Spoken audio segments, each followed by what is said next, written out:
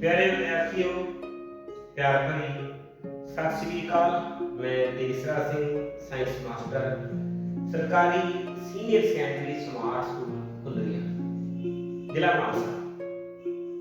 प्यारे विद्यार्थियों, अज की ऑनलाइन क्लास तुहाडा स्वागत है। असी पढ़ रहे सी पाठ साडा वातावरण 10वीं क्लास का पाठ है। इस क्लास ਦੇ ਵਿੱਚ ਅਸੀਂ ਭੋਜਨ ਲੜੀ ਅਤੇ ਭੋਜਨ ਜਾਲ, ਜਿਸਨੂੰ ਅਸੀਂ ਫੂਡ ਚੇਨ ਅਤੇ ਫੂਡ ਵੈਬ ਆਖਦੇ ਹਾਂ, ਇਸ ਬਾਰੇ ਡਿਸਕਸ ਕਰਾਂਗੇ। ਆਓ ਪੜ੍ਹਦੇ ਹਾਂ। ਪਿਆਰੇ ਵਿਦਿਆਰਥੀਓ, ਇਸ ਆਨਲਾਈਨ ਕਲਾਸ ਦੇ ਵਿੱਚ ਅਸੀਂ ਪੜ੍ਹ ਰਹੇ ਹਾਂ ਭੋਜਨ ਲੜੀ ਅਤੇ ਭੋਜਨ ਜਾਲ। ਅਸੀਂ ਹੁਣ ਤੱਕ ਸਾਡਾ ਵਾਤਾਵਰਣ ਇਹ ਪੜ੍ਹ ਚੁੱਕੇ ਹਾਂ, ਕੀ ਹੁੰਦਾ ਹੈ ਸਾਡਾ ਆਲਾ ਦੁਆਲਾ, ਅਤੇ ਇਸ ਦੇ ਨਾਲ ਹੀ ਜੈਵ ਵਿਘਟਨਸ਼ੀਲ ਅਤੇ ਅਵਿਘਟਨਸ਼ੀਲ ਪਦਾਰਥ, ਜਿਹੜੇ ਪਦਾਰਥ ਜਿਨ੍ਹਾਂ ਦਾ ਅਪਘਟਨ ਹੋ ਸਕਦਾ ਹੈ ਉਹਨਾਂ ਨੂੰ ਜੈਵ ਵਿਘਟਨਸ਼ੀਲ ਪਦਾਰਥ ਕਿਹਾ ਜਾਂਦਾ ਹੈ, ਜਿਹੜੇ ਸਰਲ ਕਾਰਬਨਿਕ ਅਣੂਆਂ ਦੇ ਵਿੱਚ ਟੁੱਟ ਜਾਂਦੇ ਨੇ। ਅਤੇ ਉਹ ਪਦਾਰਥ ਜਿਹੜੇ ਅਵਿਘਟਨਸ਼ੀਲ ਨੇ, ਜਿਹੜੇ ਨਾ ਗਲਣਯੋਗ ਨੇ, ਉਹਨਾਂ ਨੂੰ ਕਿਹਾ ਜਾਂਦਾ ਹੈ ਅਵਿਘਟਨਸ਼ੀਲ ਪਦਾਰਥ। ਇਹ ਅਸੀਂ ਪਹਿਲਾਂ ਡਿਸਕਸ ਕਰ ਚੁੱਕੇ ਹਾਂ। ਪਰਿਸਥਿਤਿਕ ਪ੍ਰਬੰਧ ਦੇ ਘਟਕ, ਜੈਵਿਕ ਘਟਕ, ਅਜੈਵਿਕ ਘਟਕ, ਇਹ ਵੀ ਅਸੀਂ ਡਿਸਕਸ ਕਰ ਚੁੱਕੇ ਹਾਂ। ਇਸ ਦੇ ਵਿੱਚ ਅਸੀਂ ਪੜਾਂਗੇ ਭੋਜਨ ਲੜੀ ਕੀ ਹੁੰਦੀ ਹੈ। ਇਸ ਦੇ ਨਾਲ ਹੀ ਸਾਡੇ ਵਾਤਾਵਰਣ ਦੇ ਵਿੱਚ ਜਿਹੜੇ ਨਿਖੇੜਕ ਨੇ ਉਹਨਾਂ ਦੀ ਕੀ ਭੂਮਿਕਾ ਹੈ। ਡੀਕੰਪੋਜ਼ਰਸ, ਰੋਲ ਆਫ ਡੀਕੰਪੋਜ਼ਰਸ। ਆਹਾਰੀ ਪੱਧਰ ਕੀ ਹੁੰਦਾ ਹੈ, ਅਤੇ ਇਸ ਦੇ ਨਾਲ ਹੀ ਭੋਜਨ ਜਾਲ ਤੇ ਅਖੀਰ ਦੇ ਵਿੱਚ ਅਸੀਂ ਡਿਸਕਸ ਕਰਾਂਗੇ ਜੈਵਿਕ ਵਧਾਓ। ਇੱਕ ਇੱਕ ਕਰਕੇ ਅਸੀਂ ਇਹਨਾਂ ਨਾਲ ਸੰਬੰਧਿਤ ਗੱਲਬਾਤ ਕਰਦੇ ਹਾਂ। ਸਭ ਤੋਂ ਪਹਿਲਾਂ ਅਸੀਂ ਗੱਲ ਕਰਦੇ ਹਾਂ ਕਿ ਭੋਜਨ ਲੜੀ ਕੀ ਹੁੰਦੀ ਹੈ। ਪਿਆਰੇ ਵਿਦਿਆਰਥੀਓ, ਜਿਹੜੀ ਭੋਜਨ ਲੜੀ ਹੈ ਇਹ ਜੀਵ ਜੰਤੂਆਂ ਦੀ ਉਹ ਲੜੀ ਹੈ ਜਿਸ ਵਿੱਚ ਸਾਰੇ ਜੀਵ ਭੋਜਨ ਦੇ ਸਰੋਤ ਦੇ ਤੌਰ ਤੇ ਅਗਲੇ ਜੀਵ ਤੇ ਨਿਰਭਰ ਕਰਦੇ ਹਨ। ਭਿੰਨ ਜਿਹੜੇ ਜੈਵਿਕ ਪੱਧਰ ਨੇ ਉਹਨਾਂ ਦੇ ਉੱਤੇ ਜਿਹੜੇ ਭਾਗ ਲੈਣ ਵਾਲੇ ਜੀਵਾਂ ਦੀ ਇਹ ਲੜੀ ਹੈ, ਇੱਕ ਭੋਜਨ ਲੜੀ ਦਾ ਜਿਹੜਾ ਨਿਰਮਾਣ ਹੈ ਉਹ ਕਰਦੀ ਹੈ। ਜਿਵੇਂ ਅਸੀਂ ਕੁਝ ਉਦਾਹਰਨਾਂ ਦੀ ਜੇ ਗੱਲ ਕਰੀਏ ਤਾਂ ਇਸ ਲੜੀ ਦੇ ਵਿੱਚ ਸਭ ਤੋਂ ਪਹਿਲਾ ਜਿਹੜਾ ਅਸੀਂ ਪੜਾਅ ਦੇਖਦੇ ਹਾਂ ਉਹ ਹੈ ਸਵੈ-ਪੋਸ਼ੀ ਦਾ, ਜਾਂ ਇਹਨਾਂ ਨੂੰ ਅਸੀਂ ਉਤਪਾਦਕ ਕਹਿੰਦੇ ਹਾਂ। ਸਵੈ-ਪੋਸ਼ੀ ਜਾਂ ਉਤਪਾਦਕ ਕਿਉਂ ਕਿਹਾ ਜਾਂਦਾ ਹੈ? ਕਿਉਂਕਿ ਇਹ ਸੂਰਜ ਦੀ ਰੌਸ਼ਨੀ, ਪਾਣੀ ਅਤੇ ਪੱਤਿਆਂ ਦੀ ਜਿਹੜੀ ਹੈਲਪ ਦੇ ਨਾਲ ਆਪਣਾ ਜਿਹੜਾ ਭੋਜਨ ਹੈ ਉਹ ਖੁਦ ਬਣਾਉਂਦੇ ਆ। ਕਾਰਬਨ ਡਾਈਆਕਸਾਈਡ ਗੈਸ ਲੈ ਲੈਂਦੇ ਨੇ ਵਾਯੂਮੰਡਲ ਦੇ ਵਿੱਚ, ਆਪਣਾ ਭੋਜਨ ਖੁਦ ਬਣਾਉਂਦੇ ਨੇ। ਇਸੇ ਲਈ ਇਹਨਾਂ ਨੂੰ ਸਵੈ-ਪੋਸ਼ੀ ਕਿਹਾ ਜਾਂਦਾ ਹੈ ਜਾਂ ਉਤਪਾਦਕ। ਇਹ ਸਭ ਤੋਂ ਪਹਿਲਾ ਪੜਾਅ ਹੈ ਭੋਜਨ ਲੜੀ ਦਾ। ਤਾਂ ਇਹ ਜਿਹੜੇ ਸਵੈ-ਪੋਸ਼ੀ ਨੇ, ਇਹਨਾਂ ਨੂੰ ਭੋਜਨ ਦੇ ਤੌਰ ਤੇ ਕੌਣ ਵਰਤਦਾ ਹੈ? ਸ਼ਾਕਾਹਾਰੀ ਜੀਵ, ਜਾਂ ਇਹਨਾਂ ਨੂੰ ਅਸੀਂ ਪਹਿਲੇ ਖਪਤਕਾਰ ਕਹਿ ਸਕਦੇ ਹਾਂ। ਜਿਵੇਂ ਇਸ ਦੇ ਵਿੱਚ ਕੁਝ ਉਦਾਹਰਨਾਂ ਨੇ, ਇਹ ਕੋਈ ਕੀਟ ਪਤੰਗਾ ਹੈ, ਇੱਕ ਡੀਅਰ ਹੈ, ਹਿਰਨ ਹੈ, ਖਰਗੋਸ਼ ਹੈ।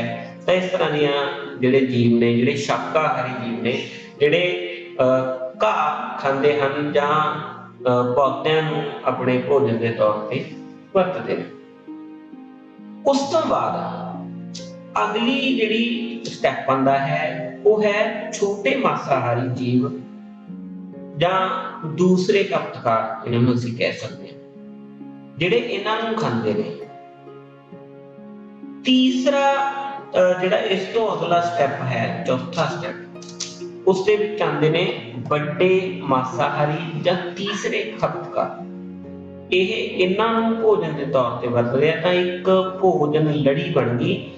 ਇਹਨੂੰ ਇਹ ਖਾ ਰਿਹਾ ਹੈ, ਇਹਨਾਂ ਨੂੰ ਇਹ ਖਾਂਦੇ ਨੇ, ਇਹਨਾਂ ਨੂੰ ਇਹ ਖਾਂਦੇ ਨੇ। ਤਾਂ ਇਸ ਤਰ੍ਹਾਂ ਇਹ ਇੱਕ ਜੰਤੂਆਂ ਦੀ, ਜੀਵਾਂ ਦੀ ਇੱਕ ਲੜੀ ਹੈ, ਜਿਸ ਵਿੱਚ ਇਹ ਸਾਰੇ ਜੀਵ ਭੋਜਨ ਦੇ ਲਈ ਇੱਕ ਦੂਸਰੇ ਜਿਹੜੇ ਜੀਵ ਨੇ ਉਹਨਾਂ ਦੇ ਉੱਤੇ ਨਿਰਭਰ ਕਰਦੇ ਨੇ। ਤਾਂ ਇਸ ਤਰ੍ਹਾਂ ਦੀਆਂ ਬਹੁਤ ਸਾਰੀਆਂ ਜਿਹੜੀਆਂ ਭੋਜਨ ਲੜੀ ਦੀਆਂ ਉਦਾਹਰਨਾਂ ਨੇ ਤੁਹਾਡੀ ਡੇਲੀ ਲਾਈਫ ਦੇ ਵਿੱਚ ਮਿਲ ਜਾਣਗੀਆਂ। ਜਿਵੇਂ ਇੱਕ ਉਦਾਹਰਨ ਹੈ ਭੋਜਨ ਲੜੀ ਦੀ, ਜਿਸ ਦੇ ਵਿੱਚ ਸਭ ਤੋਂ ਪਹਿਲਾ ਜਿਹੜਾ ਪੜਾਅ ਹੈ ਭੋਜਨ ਲੜੀ ਦਾ, ਸਵੈਪੋਸ਼ੀ, ਉਸ ਨੂੰ ਹਿਰਨ ਖਾਂਦਾ ਹੈ। ਤਾਂ ਜਿਹੜਾ ਹਿਰਨ ਹੈ ਉਹ ਪਹਿਲਾ ਖਪਤਕਾਰ ਹੈ, ਸ਼ਾਕਾਹਾਰੀ ਜੀਵਾਂ ਦਾ ਹੈ। ਔਰ ਇਸ ਹਿਰਨ ਨੂੰ ਕੋਈ ਸ਼ੇਰ ਖਾ ਜਾਂਦਾ ਹੈ। ਤਾਂ ਇਹ ਇੱਕ ਛੋਟੀ ਜਿਹੀ ਉਦਾਹਰਨ ਬਣ ਗਈ ਭੋਜਨ ਲੜੀ ਦੀ। ਔਰ ਸ਼ੇਰ ਦੂਜਾ ਖਪਤਕਾਰ ਹੈ, ਪਹਿਲਾ ਖਪਤਕਾਰ ਹਿਰਨ ਸੀ। ਇੱਕ ਹੋਰ ਉਦਾਹਰਨ ਜਿਸ ਦੇ ਵਿੱਚ ਜਿਹੜੇ ਸਵੈਪੋਸ਼ੀ ਹੈ, ਘਾਹ ਹੈ, ਘਾਹ ਨੂੰ ਕੋਈ ਕੀਟ ਪਤੰਗਾ ਖਾਂਦਾ ਹੈ। ਇਹ ਸਭ ਤੋਂ ਪਹਿਲਾ ਖਪਤਕਾਰ ਹੈ। ਪਰ ਇਸ ਕੀਟ ਪਤੰਗੇ ਨੂੰ ਡੱਡੂ ਖਾ ਜਾਂਦਾ ਹੈ। ਇੱਥੇ ਜਿਹੜਾ ਇਹ ਡੱਡੂ ਹੈ, ਇਹ ਦੂਸਰਾ ਜਿਹੜਾ ਖਪਤਕਾਰ ਹੋ ਜਾਂਦਾ ਹੈ ਅਤੇ ਇਸ ਡੱਡੂ ਨੂੰ ਸੱਪ ਖਾ ਜਾਂਦਾ ਹੈ। ਇੱਥੇ ਇਹ ਜਿਹੜਾ ਸੱਪ ਹੈ ਇਹ ਤੀਸਰਾ ਖਪਤਕਾਰ ਹੈ। ਔਰ ਇਹ ਸੱਪ ਨੂੰ ਇੱਲ ਜਾਂ ਬਾਜ ਕਹਿ ਸਕਦੇ ਹਾਂ ਅਸੀਂ, ਉਹ ਖਾਂਦਾ ਹੈ। ਤਾਂ ਇਸ ਤਰ੍ਹਾਂ ਇਹ ਕੁਝ ਦੋ ਉਦਾਹਰਨਾਂ ਹਨ ਇਸ ਭੋਜਨ ਲੜੀ ਦੀਆਂ।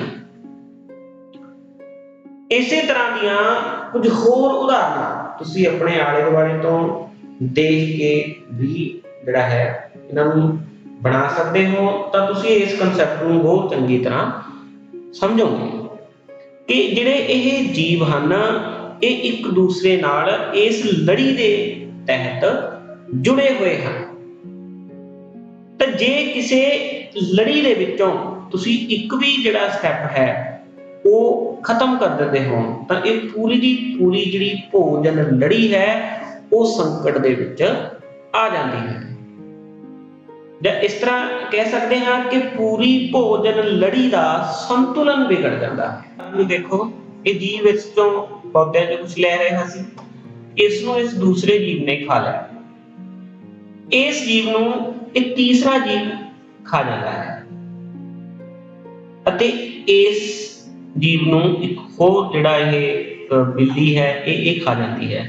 ਤਾਂ ਭਾਵ ਕੀ ਹੈ ਕਿ ਸਭ ਤੋਂ ਪਹਿਲਾ ਸਟੈਪ, ਫਿਰ ਦੂਸਰਾ ਸਟੈਪ, ਫਿਰ ਤੀਸਰਾ। ਤਾਂ ਇਹ ਜਿੰਨੇ ਵੀ ਜੀਵ ਨੇ ਇਹ ਭੋਜਨ ਦੇ ਲਈ ਇਸ ਤੋਂ ਅਗਲੇ ਜਿਹੜੇ ਜੀਵ ਨੇ ਉਹਨਾਂ ਦੇ ਉੱਪਰ ਇਸ ਤਰੀਕੇ ਨਾਲ ਨਿਰਭਰ ਕਰਦੇ ਆ ਜਿਵੇਂ ਤੁਸੀਂ ਇਸ ਚਿੱਤਰ ਦੇ ਵਿੱਚ ਦੇਖ ਰਹੇ ਹੋ। ਤਾਂ ਇਹ ਇੱਕ ਤਰ੍ਹਾਂ ਦੀ ਭੋਜਨ ਲੜੀ ਹੈ। ਉਸ ਤੋਂ ਬਾਅਦ ਅਸੀਂ ਗੱਲ ਕਰਦੇ ਹਾਂ ਆਹਾਰੀ ਪੱਧਰ। ਤਾਂ ਪਿਆਰੇ ਵਿਦਿਆਰਥੀਓ, ਆਹਾਰੀ ਪੱਧਰ ਕੀ ਹੈ? ਭੋਜਨ ਲੜੀ ਦਾ ਹਰ ਇੱਕ ਪੜਾਅ ਜਾਂ ਘੜੀ ਇੱਕ ਆਹਾਰੀ ਪੱਧਰ ਅਖਵਾਉਂਦਾ ਹੈ। ਜਿਵੇਂ ਅਸੀਂ ਪਿੱਛੇ ਭੋਜਨ ਲੜੀ ਦੀਆਂ ਕੁਝ ਉਦਾਹਰਨਾਂ ਡਿਸਕਸ ਕੀਤੀਆਂ ਸੀ, ਤਾਂ ਉਹ ਸਾਰੇ ਜੋ ਵੱਖ-ਵੱਖ ਅਸੀਂ ਦਰਸਾ ਰਹੇ ਸੀ ਉਹ ਉਸ ਭੋਜਨ ਲੜੀ ਦੇ ਪੜਾਅ ਨੇ। ਹੁਣ ਜਿਵੇਂ ਉਸ ਦੇ ਵਿੱਚ ਸਵੈਪੋਸ਼ੀ ਜਾਂ ਜਿਹੜੇ ਉਤਪਾਦਕ ਸੀ ਉਹ ਉਸ ਭੋਜਨ ਲੜੀ ਦਾ ਸਭ ਤੋਂ ਪਹਿਲਾ ਆਹਾਰੀ ਪੱਧਰ ਹੈ, ਜਿਹੜਾ ਸੂਰਜੀ ਊਰਜਾ ਦਾ ਸਥਿਰੀਕਰਨ ਕਰਦਾ ਹੈ ਤੇ ਉਸ ਨੂੰ ਪਰਪੋਸ਼ੀ ਜਿਹੜੇ ਜੀਵ ਨੇ ਜਾਂ ਖਪਤਕਾਰ ਨੇ ਜਿਹੜੇ ਉਹਨਾਂ ਦੇ ਲਈ ਭੋਜਨ ਉਪਲਬਧ ਕਰਾਉਂਦਾ ਹੈ। ਤਾਂ ਉਹ ਸਭ ਤੋਂ ਪਹਿਲਾ ਆਹਾਰੀ ਪੱਧਰ ਸੀ। ਇਸੇ ਤਰ੍ਹਾਂ ਜਿਹੜੇ ਸ਼ਾਕਾਹਾਰੀ ਜੀਵ ਸੀ ਤੇ ਪਹਿਲੇ ਖਪਤਕਾਰ ਉਹ ਇੱਕ ਆਹਾਰੀ ਪੱਧਰ ਬਣਾਉਂਦੇ ਆ। ਛੋਟੇ ਮਾਸਾਹਾਰੀ ਤੇ ਦੂਸਰੇ ਖਪਤਕਾਰ ਉਹ ਤੀਸਰਾ ਆਹਾਰੀ ਪੱਧਰ ਬਣਾਉਂਦੇ ਹਨ। ਅਤੇ ਵੱਡੇ ਮਾਸਾਹਾਰੀ ਜਾਂ ਜਿਹੜੇ ਤੀਜੇ ਖਪਤਕਾਰ ਨੇ ਉਹ ਚੌਥੇ ਆਹਾਰੀ ਪੱਧਰ ਦਾ ਨਿਰਮਾਣ ਕਰਦੇ ਨੇ। ਤਾਂ ਇਹ ਸਾਰੇ ਵੱਖ-ਵੱਖ ਤਰ੍ਹਾਂ ਦੇ ਆਹਾਰੀ ਪੱਧਰ ਨੇ ਜਿਹੜੇ ਉਸ ਭੋਜਨ ਲੜੀ ਦਾ ਹਿੱਸਾ ਨੇ।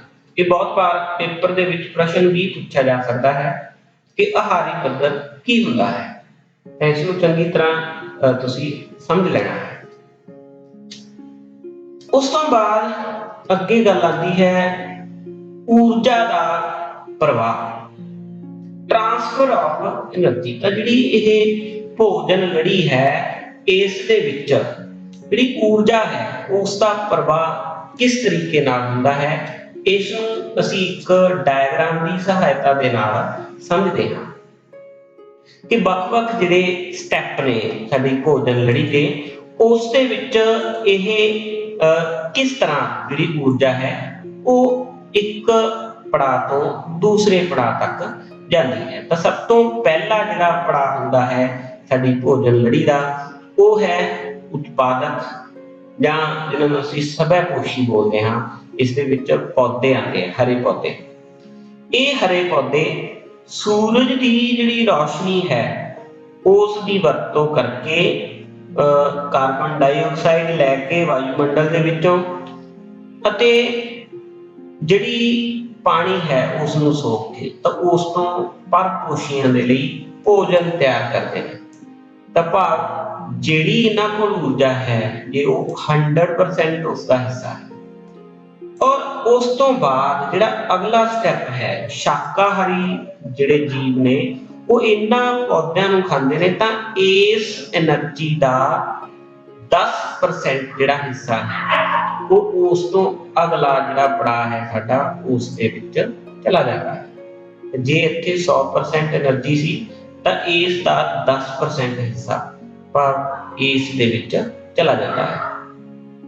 ਇਹਨਾਂ ਸ਼ਾਕਾਹਾਰੀ ਜੀਵਾਂ ਨੂੰ ਖਾਣ ਵਾਲੇ ਜਿਹੜੇ ਛੋਟੇ ਮਾਸਾਹਾਰੀ ਜੀਵ ਹਨ, ਇਹਨਾਂ ਦੇ ਵਿੱਚ ਇਸ એનર્ਜੀ ਦਾ 10% ਹਿੱਸਾ ਇਸ ਪੜਾਅ ਦੇ ਵਿੱਚ ਚਲਾ ਜਾਂਦਾ ਹੈ। ਤਾਂ ਇੱਥੋਂ 100% ਸੀ, ਉਸ ਦਾ 10% ਸ਼ਾਕਾਹਾਰੀ ਜੀਵਾਂ ਦੇ ਵਿੱਚ, ਜਿਹੜੀ એનર્ਜੀ ਇਸ ਦੇ ਵਿੱਚ ਆਈ ਉਸ ਦਾ 10% ਇਹਨਾਂ ਦੇ ਵਿੱਚ ਚਲਾ ਗਿਆ।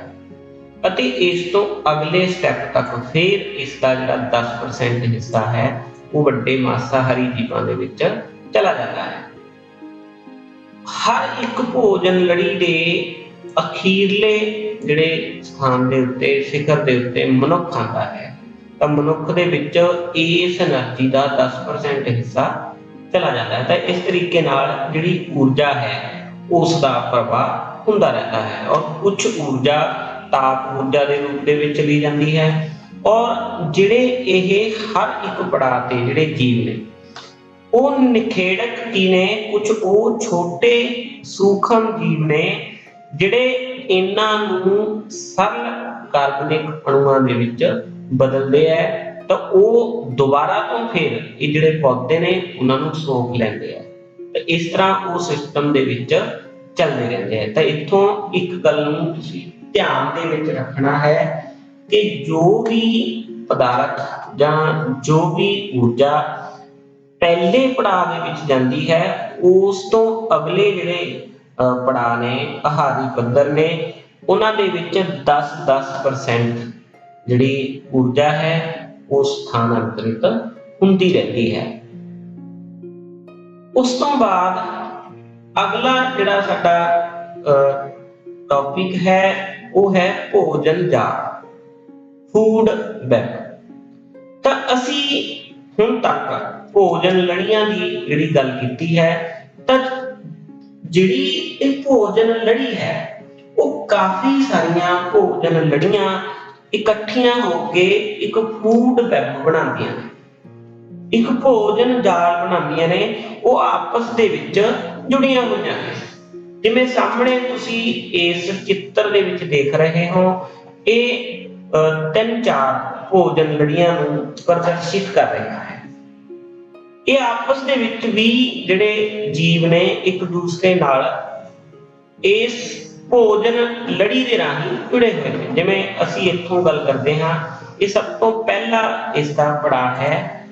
ਇਸ ਦੇ ਵਿੱਚ ਜਿਵੇਂ ਮੱਕੀ ਹੈ ਜਾਂ ਕੋਈ ਫਲਾਵਰਿੰਗ ਪਲਾਂਟ ਹੈ, ਇਸੇ ਤਰ੍ਹਾਂ ਇਹ ਨੇ ਜਾਂ ਮੈਂਗੋਜ਼ ਹੈ, ਫਲਾਵਰਿੰਗ ਜਿਹੜੇ ਪਲਾਂਟਸ ਨੇ, ਤਾਂ ਇਹਨਾਂ ਨੂੰ ਇਸ ਤੋਂ ਅਗਲਾ ਸਟੈਪ ਗ੍ਰਾਸ ਉੱਪਰ ਜਾਂ ਕੋਈ ਕੀਟ ਪਤੰਗੇ ਖਾਂਦੇ ਨੇ, ਜਾਂ ਇਹਨਾਂ ਦੇ ਵਿੱਚੋਂ ਤਿਤਲੀਆਂ ਇਸ ਪੌਦੇ ਨੂੰ ਜਿਹੜਾ ਹੈ ਖਾਂਦੀਆਂ ਨੇ। ਇਸੇ ਤਰ੍ਹਾਂ ਕੋਈ ਮੱਖੀ ਹੈ, ਉਹ ਇਸ ਦੇ ਵਿੱਚੋਂ ਜਿਹੜਾ ਹੈ ਇਹਨੂੰ ਖਾ ਰਹੀ ਹੈ। ਤਾਂ ਇਸ ਤੋਂ ਅਗਲਾ ਜਿਹੜਾ ਪੜਾਅ ਹੈ, ਇਹ ਇਹਨਾਂ ਨੂੰ ਵੀ ਖਾਂਦਾ ਹੈ, ਡੱਡੂ ਇਹਨਾਂ ਨੂੰ ਵੀ, ਇਹਨਾਂ ਨੂੰ ਵੀ। ਤਾਂ ਇਸ ਤਰੀਕੇ ਨਾਲ ਇਹ 3-4 ਭੋਜਨ ਲੜੀਆਂ ਆਪਸ ਦੇ ਵਿੱਚ ਜੁੜੀਆਂ ਹੋਈਆਂ ਨੇ। ਤਾਂ ਇਸ ਨੂੰ ਕੀ ਕਿਹਾ ਜਾਂਦਾ ਹੈ? Food web. ਜਿਵੇਂ ਇਸ ਨੂੰ ਹੋਰ ਥੋੜਾ ਜਿਹਾ ਸਮਝਦੇ ਹਾਂ, ਭਿੰਨ-ਭਿੰਨ ਭੋਜਨ ਲੜੀਆਂ ਦੀ ਲੰਬਾਈ ਅਤੇ ਉਸ ਦੀ ਜਟਿਲਤਾ, ਉਸ ਦੇ ਵਿੱਚ ਕਾਫੀ ਅੰਤਰ ਹੁੰਦਾ ਹੈ। ਆਮ ਤੌਰ ਤੇ ਇੱਕ ਜੀਵ ਨੂੰ 2 ਜਾਂ ਵੱਧ ਪ੍ਰਕਾਰ ਦੇ ਜੀਵਾਂ ਵੱਲੋਂ ਖਾਧਾ ਜਾਂਦਾ ਹੈ। ਜਿਵੇਂ ਤੁਸੀਂ ਇੱਥੇ ਦੇਖਿਆ ਸੀ, ਜਿਵੇਂ ਇਹ ਜੀਵ ਸੀ, ਇਹਨੂੰ ਇਹ ਵੀ ਖਾਂਦੇ ਨੇ, ਠੀਕ ਹੈ, ਇਹਨਾਂ ਨੂੰ ਇਹ ਵੀ ਖਾ ਸਕਦੇ ਹੈ, ਜੋ ਆਪ ਅਨੇਕ ਪ੍ਰਕਾਰ ਦੇ ਜੀਵਾਂ ਦਾ ਭੋਜਨ ਬਣਦਾ ਹੈ। ਜਿਵੇਂ ਇਹ ਹੈ, ਇਸ ਦਾ ਵੀ ਭੋਜਨ ਬਣ ਸਕਦਾ ਹੈ, ਇਹਨਾਂ ਦਾ ਵੀ ਬਣ ਸਕਦਾ ਹੈ, ਠੀਕ ਹੈ। ਇਸ ਤਰ੍ਹਾਂ ਇੱਕ ਸਰਲ ਰੇਖੀ ਲੜੀ ਦੀ ਥਾਂ ਕਈ ਸ਼ਾਖਾਦਾਰ ਲੜੀਆਂ ਦਾ ਇੱਕ ਜਾਲ ਬਣਦਾ ਹੈ, ਜਿਸ ਨੂੰ ਅਸੀਂ ਫੂਡ ਵੈਬ ਜਾਂ ਭੋਜਨ ਜਾਲ ਆਖਦੇ ਹਾਂ, ਜਿਹੜਾ ਤੁਸੀਂ ਇੱਥੇ ਦੇਖ ਰਹੇ ਹੋ। ਤਾਂ ਇਹ ਤੁਹਾਨੂੰ ਕਲੀਅਰ ਹੋ ਗਿਆ ਹੋਵੇਗਾ। ਉਸ ਤੋਂ ਬਾਅਦ ਅਗਲੀ ਜਿਹੜੀ ਅਸੀਂ ਗੱਲ ਕਰਦੇ ਹਾਂ, ਨਿਖੇੜਕ। ਜਿਵੇਂ ਅਸੀਂ ਥੋੜਾ ਇਹਦੇ ਬਾਰੇ ਪਿੱਛੇ ਵੀ ਪੜਿਆ ਸੀ। ਨਿਖੇੜਕ ਕੀ ਨੇ? ਨਿਖੇੜਕ ਕੁਝ ਉਹ ਸੂਖਮ ਜੀਵ ਨੇ, ਉਹ ਮਾਈਕਰੋ ਆਰਗੇਨਿਜ਼ਮ ਨੇ, ਜਿਹੜੇ ਜੀਵ ਮਰ ਜਾਂਦੇ ਨੇ, ਉਹਨਾਂ ਦੇ ਜਿਹੜੇ ਸਰੀਰ ਨੇ, ਅਵਸ਼ੇਸ਼ ਨੇ, ਉਹਨਾਂ ਨੂੰ ਵਿਘਟਿਤ ਕਰਦੇ ਨੇ।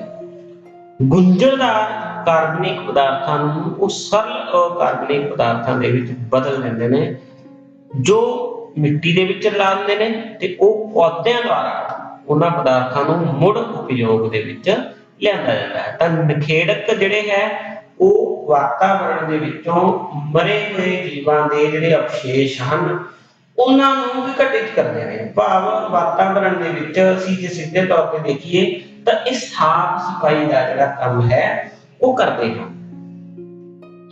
ਉਸ ਤੋਂ ਬਾਅਦ ਅਗਲਾ ਜਿਹੜਾ ਅਸੀਂ ਟੌਪਿਕ ਡਿਸਕਸ ਕਰਨਾ ਹੈ, ਉਹ ਹੈ ਜੈਵਿਕ ਵਧਾਓ, ਬਾਇਓਮੈਗਨੀਫਿਕੇਸ਼ਨ।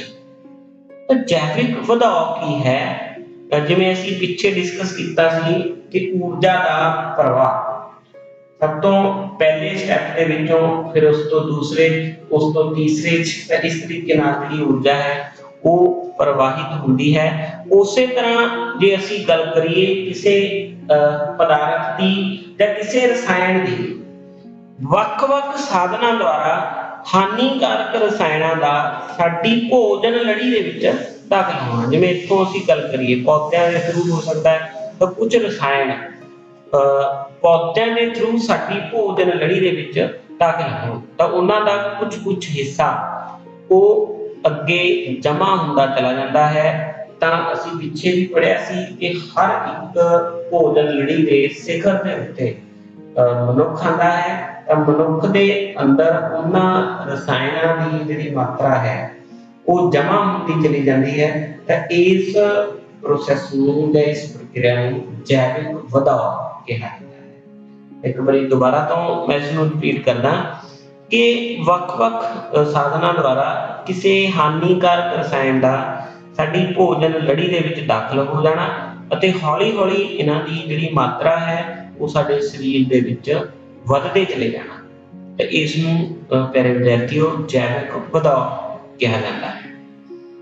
ਇਸ ਦੀਆਂ ਪਿੱਛੇ ਜੇ ਤੁਸੀਂ ਸੁਣਿਆ ਵੀ ਹੋਵੇਗਾ, ਇੱਕ DDT ਜਿਹੜੀ ਪੈਸਟੀਸਾਈਡ ਸੀ, ਜਿਸ ਦੇ ਉੱਤੇ ਜਿਹੜਾ ਸੀ ਬੈਨ ਲਗਾ ਦਿੱਤਾ ਗਿਆ ਸੀ। ਉਸਦਾ ਕਾਰਨ ਕੀ ਸੀਗਾ? ਕਿਉਂਕਿ ਜਿਹੜੀ ਉਹ ਪੈਸਟੀਸਾਈਡ ਸੀ ਉਹ ਪੌਦਿਆਂ ਦੇ ਰਾਹੀਂ ਉਹ ਹਾਨੀਕਾਰਕ ਰਸਾਇਣ ਸਾਡੀ ਭੋਜਨ ਲੜੀ ਦੇ ਵਿੱਚ ਦਾਖਲ ਹੋ ਜਾਂਦਾ ਸੀ, ਔਰ ਉਸਦਾ ਜਿਹੜਾ ਕੰਟੈਂਟ ਸੀ ਉਹ ਹੌਲੀ-ਹੌਲੀ ਸਾਡੇ ਸਰੀਰ ਦੇ ਵਿੱਚ ਜਮਾ ਹੁੰਦਾ ਚਲਾ ਜਾਂਦਾ ਸੀ। इसलिए उसनूं बैन कर दिता गया है। तो वो भी इसे प्रोसैस नूं जिहड़ा है मतलब एक्सप्लेन करदा सी जैविक ਵਧਾਓ। जो टॉपिक असी इस ऑनलाइन क्लास ਦੇ ਵਿੱਚ ਡਿਸਕਸ ਕੀਤੇ ਹਨ ਉਹਨਾਂ ਨਾਲ ਸੰਬੰਧਿਤ ਕੁਝ ਪ੍ਰਸ਼ਨ ਨੇ ਜਿਹੜੇ ਅਕਸਰ ਹੀ ਪੇਪਰ ਦੇ ਵਿੱਚ ਪੁੱਛੇ ਜਾਂਦੇ ਆ। ਤਾਂ ਇੱਕ ਇੱਕ ਕਰਕੇ ਅਸੀਂ ਉਹਨਾਂ ਪ੍ਰਸ਼ਨਾਂ ਨੂੰ ਦੇਖਦੇ ਹਾਂ।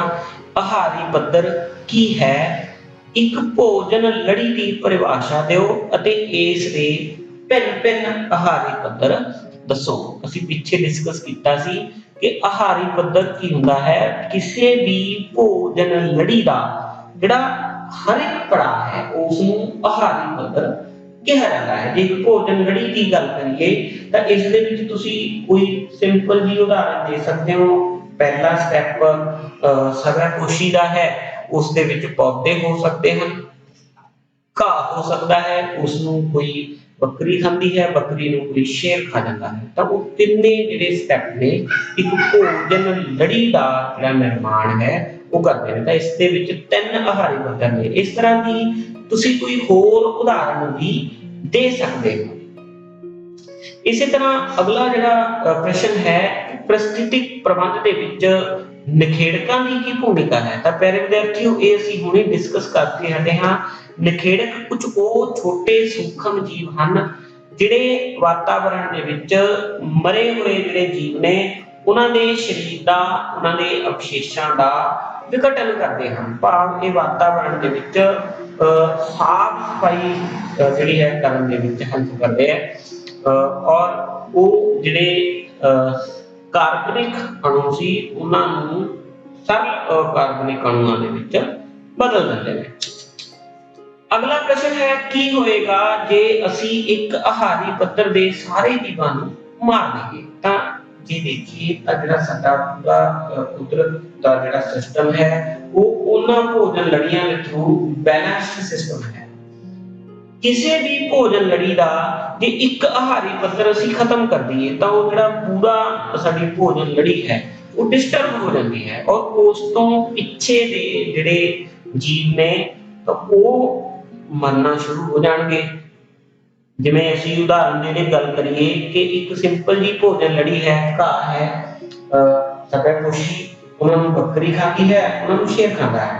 सपोज करो जे असीं विस्तार दा जिहड़ा स्टैप है बकरी, वो सारे जीवां नूं मार दईए तां जिहड़ा घाह है उसकी मात्रा वधणी शुरू हो जाएगी और शेर ने जिहड़े शेर नूं खाने दे विच की चाहीदा सीगा बकरी तो वो नहीं मिलेगी तो उसको पीछे वाले जिहड़े जीव ने वो मरना शुरू हो जाएंगे। तो उस तो पीछे वाली जिहड़ी सारी भोजन लड़ी है वो टुट जाती है। तो इसलिए हर एक आहारी पद्धर की जिहड़ी है अपनी अपनी महत्ता है। अगला प्रश्न सी कि जैविक ਵਧਾਓ की है, परिस्थितिक प्रबंध के विभिन्न पद्धरां उत्ते जैविक ਵਧਾਓ ਦਾ ਪ੍ਰਭਾਵ ਕੀ ਵੱਖ-ਵੱਖ ਹੋਵੇਗਾ। तो जैविक ਵਧਾਓ ਅਸੀਂ ਡਿਸਕਸ ਕੀਤਾ ਸੀ ਕਿ ਕਿਸੇ ਰਸਾਇਣ ਦਾ ਸਾਡੀ ਭੋਜਨ ਲੜੀ ਦੇ ਵਿੱਚ ਦਾਖਲ ਹੋਣਾ ਅਤੇ ਉਸ ਦੀ ਮਾਤਰਾ ਦਾ ਸਾਡੇ ਸਰੀਰ ਦੇ ਵਿੱਚ ਵਧਦੇ ਚਲੇ ਜਾਣਾ, ਉਸ ਨੂੰ ਅਸੀਂ ਜੈਵਿਕ ਵਧਾਓ ਆਖਦੇ ਹਾਂ।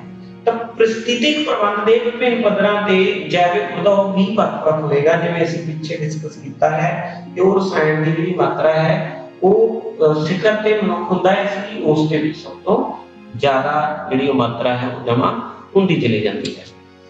कि किसी आहारी पद्धर के सारे मैंबरां नूं हटाउण दा प्रभाव भिन्न भिन्न आहारी पद्धरां लई ਵੱਖ-ਵੱਖ होवेगा। हाँ, वो सारिਆਂ ਲਈ अलग-अलग होएगा क्योंकि जे सब तो पहला पद्धर ਅਸੀਂ हटा ਦਿੰਦੇ ਹਾਂ ਤਾਂ ਉਸ ਤੋਂ ਪਿੱਛੇ ਵਾਲੇ ਸਾਰੇ ਜਿਹੜੇ ਪੱਧਰ ਨੇ ਉਹ ਖਤਮ ਹੋ ਜਾਣਗੇ। ਪਰ ਜੇ ਅਸੀਂ ਲਾਸਟ ਵਾਲਾ ਪੱਧਰ ਹਟਾਉਂਦੇ ਹਾਂ ਤਾਂ ਉਸ ਤੋਂ ਮੂਹਰੇ ਵਾਲੇ ਜਿਹੜੇ ਪੱਧਰ ਸੀ ਉਹ ਬਰਕਰਾਰ ਰਹਿਣਗੇ। ਤਾਂ ਇਸ ਤਰੀਕੇ ਨਾਲ ਅਲੱਗ-ਅਲੱਗ ਜਿਹੜੇ ਆਹਾਰੀ ਪੱਧਰ ਦੇ ਮੈਂਬਰ ਨੇ ਉਹਨਾਂ ਨੂੰ ਹਟਾਉਣ ਦਾ ਜਿਹੜਾ ਪ੍ਰਭਾਵ ਹੈ ਉਹ ਵੀ ਸਾਰਿਆਂ ਦੇ ਉੱਤੇ ਵੱਖੋ ਵੱਖਰਾ ਹੋਵੇਗਾ।